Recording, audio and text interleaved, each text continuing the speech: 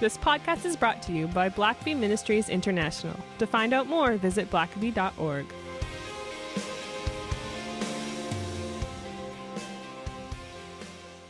Well, Richard, for the very first weeks of 2020, we're doing something that we haven't done much of. We've had at least, I think, only one other guest on so far. Yeah. And it's something that, as we mentioned before, setting goals for a new year.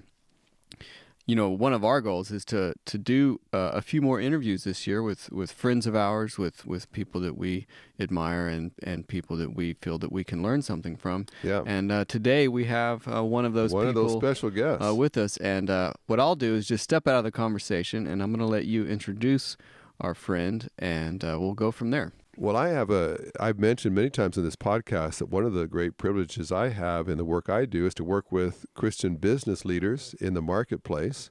This podcast is not just for leaders in the church, but certainly in the marketplace as well. And one of those leaders I've gotten to know and really appreciate is Scott MacLellan.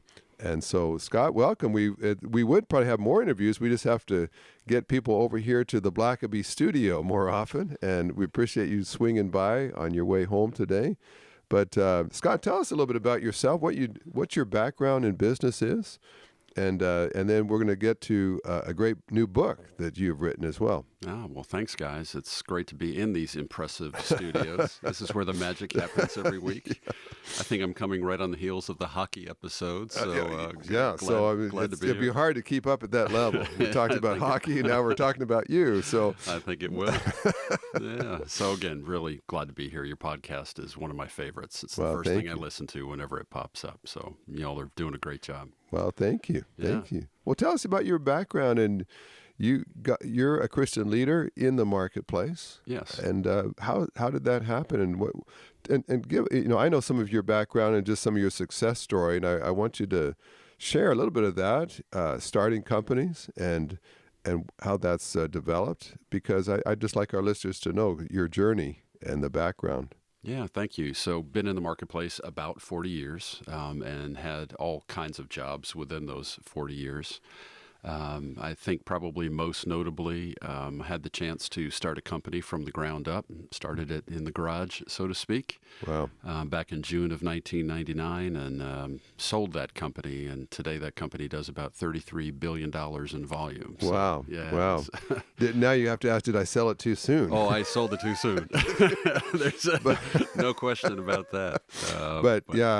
And that to me is so impressive. You, for our listeners, I know that folks can appreciate the magnitude of that. Starting something from nothing that's now doing $33 billion a year. That's huge, and that's something a lot of people aspire to. But what did you learn from that? And by the way, you're still a CEO for. Tell us about what you do today. Yeah, so right now I'm in the hospitality business. I work for a large global firm. I've got responsibility for 2 of their businesses, and we provide contract services to a variety of different types of customers. I've got one business that's focused on people that operate in retirement centers, and another business that's focused on acute care hospitals. But we also run, sister companies run stadiums, law firms. We do the feeding at Google, Microsoft, Boeing. So wow. Very big operation. Wow. Yeah. And we'll leave the links to your companies in the show notes as well. People are just interested in what you do and perhaps even want to do business with you. They'll know how to reach you. Bring it on. But now you've written a book, and there's actually 2 parts to the book, but interesting title, Am I? Building a Life of Personal Faith. Yes. And now that's I know you've written marketplace-oriented books, and we could talk a little bit also about a book you wrote related to your daughter, one of your daughters. But Am I is a very interesting title. And so tell us about this book and why you wrote it, because it doesn't sound like how to grow a business or start a company. It sounds like this is a little bit different. Yeah, this is the first one where I've really stepped out that way. MI is obviously a play off of I am, Yahweh, which is a declarative statement and not a question. Yeah. But really actually didn't want to write this book. probably sat on it for upwards of 2 years. You've written 35 books, Richard, something like that. You know how hard it is to put books together. Yeah. And after the one before this, I said, that's it, I'm done. But God just kept putting this on my heart over and over and over again. And after 2 years of pushing it down, I started to realize I was being Jonah. I was heading in the opposite direction, and it was time to put it to paper. By the way, for a lot of our listeners, I think there's a bunch of people who have a story to tell, and I've had many people say, I've got this book idea, but I'm a CEO, I'm a busy person, and I think your story is just could be a great encouragement to say it is possible. I mean, and I don't know all the things you had to do to carve out the time to write, but any word of encouragement to people because a lot of people have gotten some great wisdom along the way in their own life journey. And I feel like there's a stewardship there that when God teaches you something, you need to get it out there where other people could benefit as well. Yeah, I think so. And probably like you, I ride a lot in airplanes, on long trips home.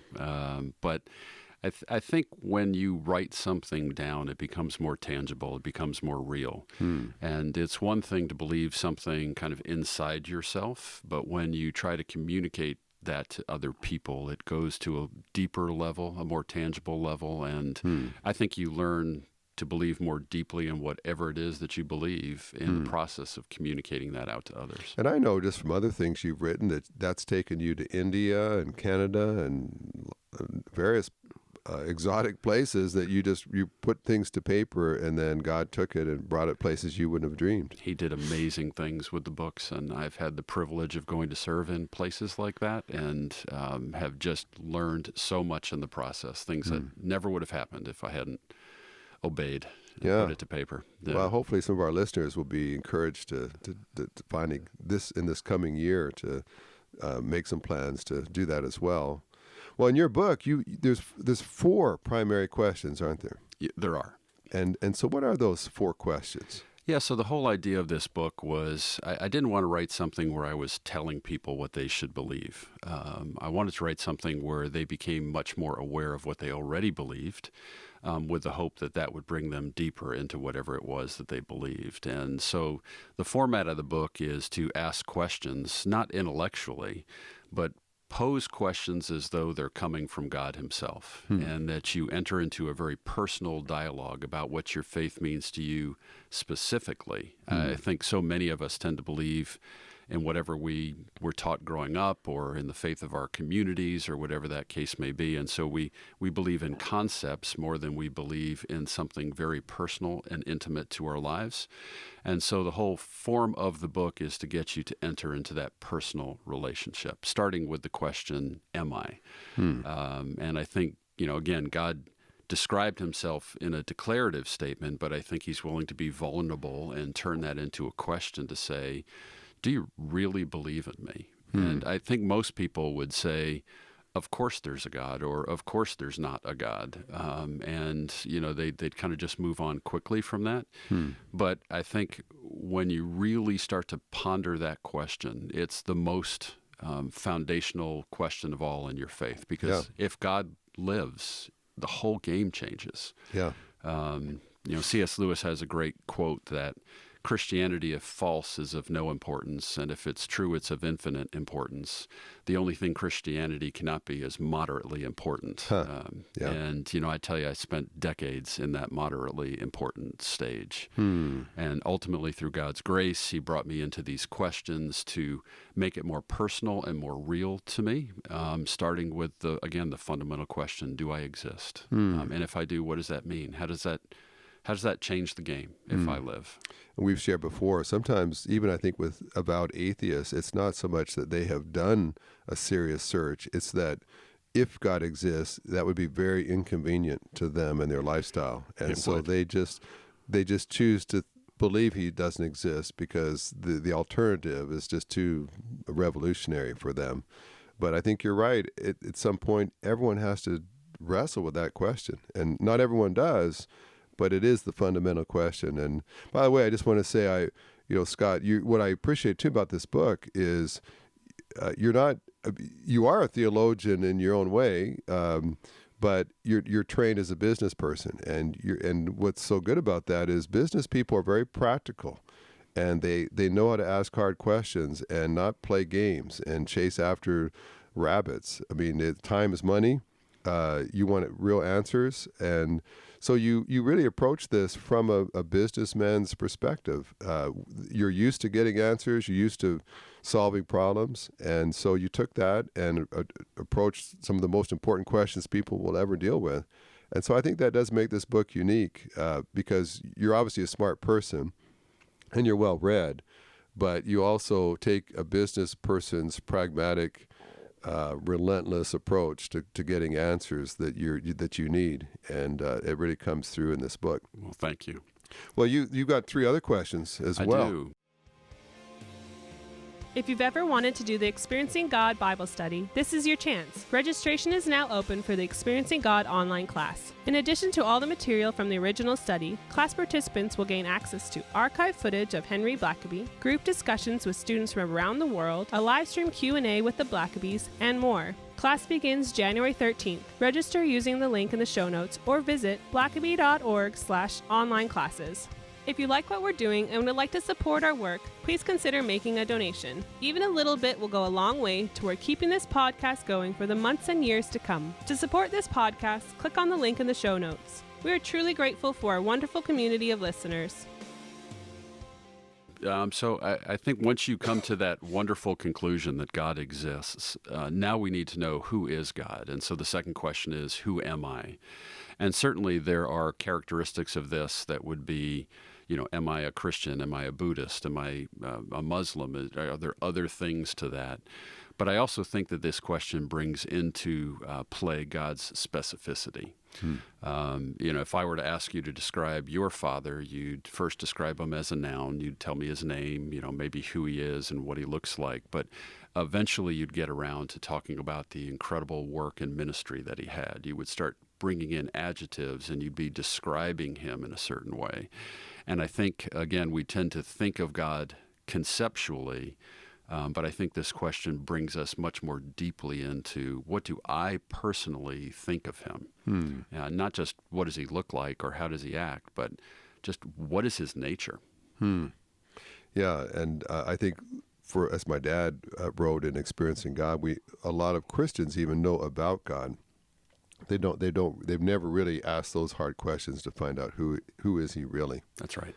And you got 2 more kind of interesting questions as well you delve into. That's right. And so I think the third question, which is often the thing that drives people from the faith, in my opinion, is, am I love? And it's much more than, do you love me or do I love you? It's, am I literally the source of love itself?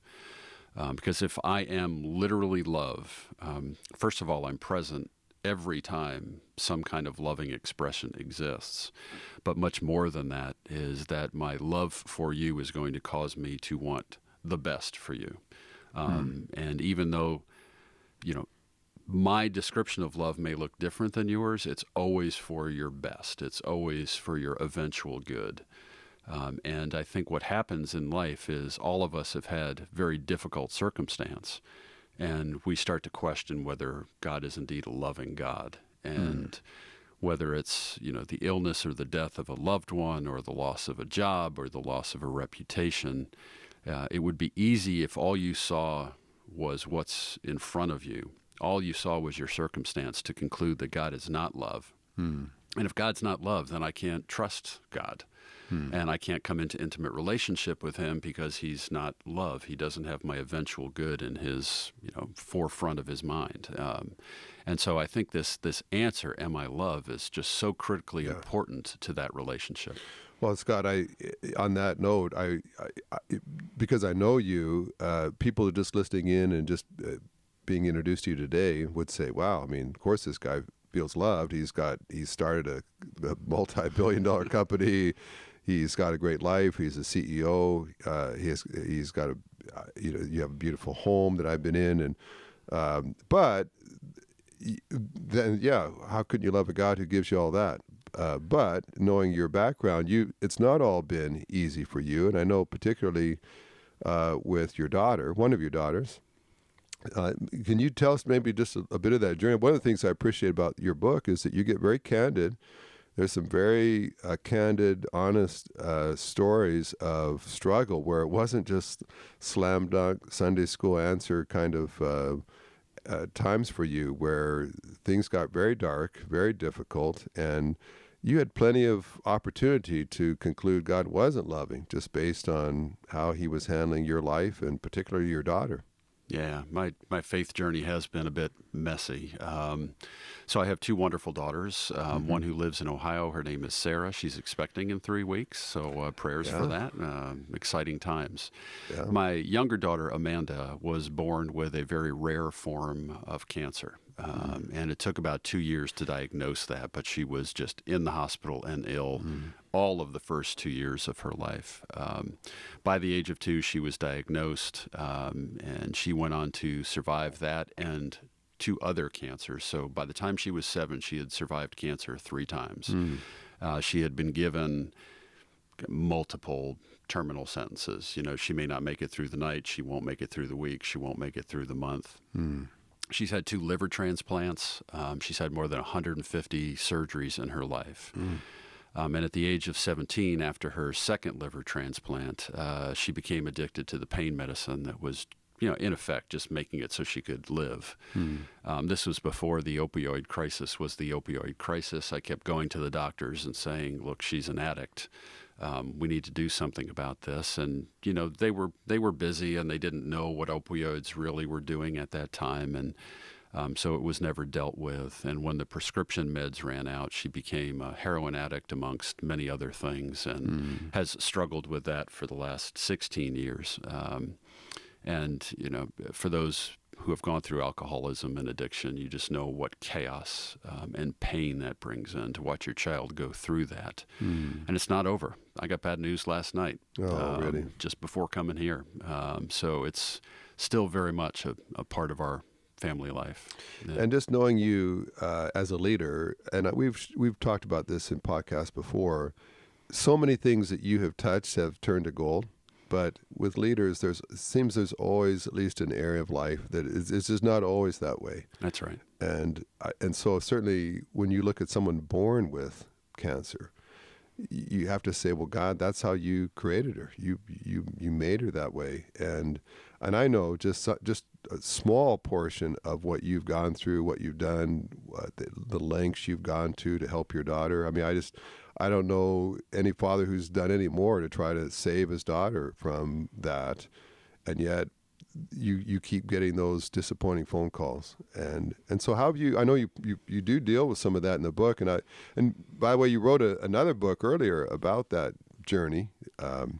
And tell us a little bit about that too. And anything you've learned, because I tell you what, there's a whole lot of parents who would just say, if you're going to let my daughter go through that and not answer my prayers, you can't be a loving God. Yeah. So the other books are one I wrote a long time ago called Amanda's Gift, and that's a very practical guide to parents going through the illness of a child and what is it like to go through the maze of hospitals and all the bills that come with that and insurance companies and, fighting for experimental procedures to be approved. It's really quite an event that parents go through, and I didn't feel like I had a guide, so I wanted to provide that for other parents. Also wrote a book under a pen name called An Acre of Fools, and that was dealing more with the family trauma of addiction, going through that. And that's part of how, quite frankly, I've handled things is to try to look beyond the circumstance, to try to understand the meaning behind the suffering. Because I think if you're a humanist and suffering happens, there's no good explanation for that. You could say you draw on the bad hand of fate, and then suffering just becomes a math problem, so to speak. But I think more than that, if you're a person of any faith at all, there's a much bigger answer out there that brings you seeking. And as much pain as our family and my daughter has gone through, I will tell you that I never would be the person of faith I am today without that. Yeah. It's caused me to dive deeply, and I had to either decide that my faith was something real and tangible that would help me get through that, or I had to abandon it, crucify it. And certainly just knowing you and the leader, the man of God, the husband, the grandfather that you are, he's done a beautiful thing in your life, an amazing thing of who you are. It's the instrument he's used has been quite painful times. Yes. And certainly he does love Amanda as well and wants the best for her. But I think you've also become a little more comfortable with not always getting problems solved in your time frame and the way you'd like, but leaving some things in God's hands. And the unknowable sometimes. We want conclusions to everything. We want to end every meeting with, what have we decided? When will this be accomplished? And with God, we try to end those meetings that way. And God doesn't necessarily let us put a deadline on him. Yeah, not so much. Well, you've got one other question there too That's right. God asked. So I think the final question, and this is just speaking into my own life, was the thing that I really had to come to. And again, this was decades of exploration for me. This was not something that happened in an instant. But at the end of the day, the question is, am I sovereign, right? Am I God sovereign over your life specifically? And I think, a lot of people of faith will say, oh, absolutely, he's sovereign, but then not listen to a thing he has to say about how you raise your kids, where you work, where you live, what you do, what your purpose is. And so I think, again, if you're going to really answer questions 1 through 3, in a very positive way, then 4 is kind of just the natural conclusion of that, is that I would turn my life over to a God who's got it figured out way beyond the way I've got it figured out. Now, when you lead a secular company driven by profit motive, led by people that aren't necessarily Christians, how do you let God be sovereign of your life when you're going in to work with a bunch of people who aren't even Christians? Yeah. So I think, first of all, it's got to be very personal to you, right? You've got to live it out first before you could even think about how it interacts with other people. But my experience is that when I've truly turned it over to God, the business outcomes are just as miraculous as anything else that happens in life. So I actually believe that, the businesses are bigger, more profitable, because I'm listening to the man who's got all that figured out. Yeah. Well, this is a leadership podcast, and you are a great leader. You've been very successful. How did you do that? I mean, was everything just natural to you? Were you just always a good leader, or how have you become such a successful leader that's so respected in your industry today? Well, I'm a mess. Let's start with that. So, it's not been clean, and it still isn't clean. I think what God has given me is the ability to understand what's important and when it's important. And so I have always had just amazing teams, amazing people who are compassionate and excellent at what they do. But how do you get those teams? A lot of people say, well, I'd love to have your team, Scott. Why do you have such a good team and I have such a bunch of misfits? Well, a lot of that's very deliberate, isn't it, right? It's first and foremost, creating a culture that great people want to be a part of. And I think as leaders, that's the single most important thing that we do, is we create a culture that's exciting and fun and quite frankly, a winning culture. People want to be a part of a winning team. I think even people in nonprofits want to be part of a winning team. So whether you're for-profit, non-for-profit, mission-driven, or secular-driven, people just want good things to happen. And if you create that winning environment and you celebrate winning, ultimately you attract people in who want to be a part of that. And then, at the end of the day, I think as leaders, and many do, just believe that they're not there for themselves, they're there for their team. I think as soon as people realize that you're in it for them, not in it for you, again, that attracts in more winning folks. Yeah. And I know you travel a lot. We have lots of travel stories. We've flown on some planes together. But when you're traveling and you're going through time zones and you've got all kinds of clients you're trying to keep happy and you've got personnel issues, I mean, how do you keep your balance with that? How do you keep from just being jet lag cranky with employees that maybe don't perform like you'd want them to? Because you have lots of excuses available to you if you just want to be a little bit of cantankerous CEO sometimes. That's right. Plus, not to say anything about your personal life, you get a really disappointing, heartbreaking call about your daughter, and then you got to go into the office the next day and work with people. I mean, how do you keep your balance with that? How do you keep from just not being negative and grouchy and take it out on staff? Yeah, so I think that's a key question that a lot of us in the workplace have, and I would say I've probably failed at having balance for the vast majority of my career. I think there are two things that have maybe changed that most recently. One is just a deliberate focus on finding balance. So for me, that's been writing, for example, and being in ministry outside of work. That's been, put me on purpose, so to speak. And so when you're deliberate about it, you find the time, you prioritize the time. It may involve, less TV or less this or that, but it ultimately makes sure that you're on purpose and doing what you love to do. And the second for me is my faith. I know I'm not in the workplace to be in the workplace. I'm in the workplace to be in ministry. And so if that's true, if that's where God has placed me, even though I might be doing secular things in a secular way, there's a much greater purpose to that. And it makes it hard to be cranky when you know that's what you're doing. Well, you've maybe one last question for you.